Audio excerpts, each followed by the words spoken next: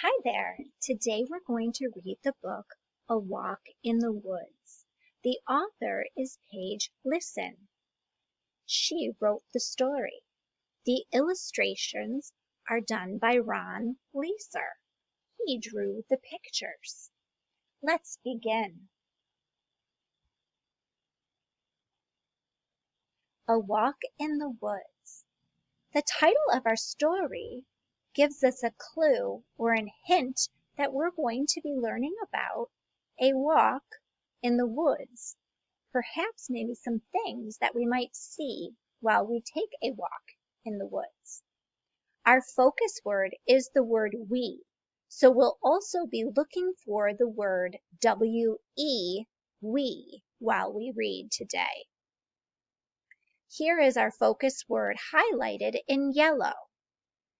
This time, the word we has a capital letter because it begins a sentence. A sentence always begins with a capital letter. As I read my sentence, I'm going to point underneath each word as I read it. In our picture, it has clues that help us with the word at the end of the sentence because it has it pointing to that item in the picture. So this is the word mouse. It is pointing at the mouse in the picture. Down here, the word matches. We can use picture clues and the beginning sound of the word or sounds within the word that we do know to help us figure out the words that are unfamiliar in our sentences. Let's begin. Ready, set. We see a mouse. We see a mouse. We see a butterfly. We see a butterfly. We see a frog. We see a frog. Ready, set. We see a duck. We see a duck. Nicely done. Ooh, up here, an onomatopoeia. Buzz. Buzz. Ready, set.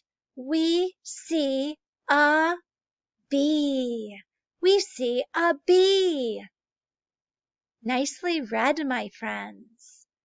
As we discuss this story, our target skill is understanding characters.